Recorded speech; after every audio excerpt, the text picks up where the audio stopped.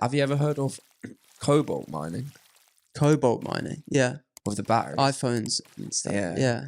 I was looking into that this week, and they're saying that all the batteries, or this mineral that's like required to design the batteries or something, come from the Congo. But the working like environment conditions of these, like, it's basically like apparently it's the worst time in all of history for human suffering is happening like right now, and it's making more profit from it. I was so shocked. I was like, I didn't know any of that. I watched a few videos, and there's like 20,000 people in this mine. These obviously not great conditions, you know, toxic. Yeah. No, I've heard about it. There's a guy recently. Every single iPhone, every single iPhone, every single laptop has basically came, like, what's inside it came from somewhere that's actually like people are suffering.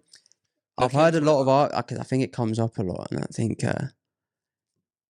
it's a difficult one because it's like the people who criticize it all have iPhones, laptops, cameras, everything that uses. The hypocrisy is rife. It's such a tough one. It's like, how do you become like what's the word? Like an ethical consumer? Do you not buy these products anymore? Do you not have a cell phone? Do you not use a laptop? It's a real... Because it's the same with the iPhones. I think they got a lot of grief for the conditions of their factories in China, where they had these nets out because people kept jumping off the top of the building at the factories and stuff. Not allowed to go to the P. It was crazy, yeah. Can't take it anymore.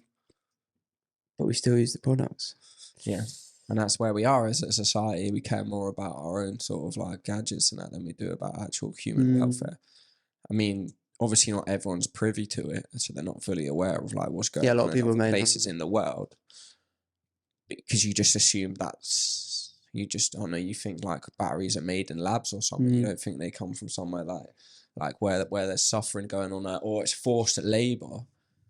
And then, but it's like, you know, when we live in a world where we're so disconnected from it. Yeah. And we feel like it's necessities. The same with, you know, all the clothes we buy from these fast fashion industries that use sweatshops. It's like, but you want clothes, don't you?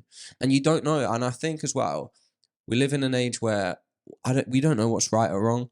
So say you want to stop using fumes for your petrol car because you know that's bad. So now you switch to an electric car.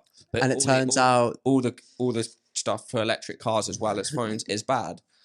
It's so like tough, man. Damned if you do, damned it's the if you same don't. with the whole like vegetarian thing. It's like there really probably isn't a good moral argument for eating meat if you live in a world like a pretty civilized society where you could get access to all the alternatives, not even just like fake meat and stuff like that, just being able to fruit, vegetables.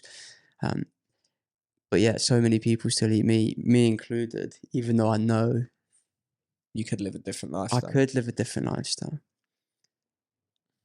Does that make us bad as humans? You're aware of something. I don't need an iPhone to survive. I don't need to eat meat to survive. I don't know. It's hard. Like, I don't know if it necessarily makes you a bad. Then is that just like a brainwash? Ignorant. You're is that an ignorant brainwash dance? To make yourself feel better. So yeah, to make yourself feel better. I always thought about the meat one because the meat one I've like thought about quite a lot. Like I should really be a vegetarian, but it's like I don't want to be because I enjoy meat. Yeah. That's not a. I don't think that's a good argument. It's not a good argument at all. But then it's your life, and like you want to try and make this experience, your one, as good as possible, right? Before it's all said and done. So it's like I'm gonna leave at the expense of animals or other people. Then I might have to do it. You know, it's such a tough one, isn't it? How do you live a moral life? Like, yeah, people prefer to live like on a hedonistic lifestyle as opposed to what's right or what's wrong. But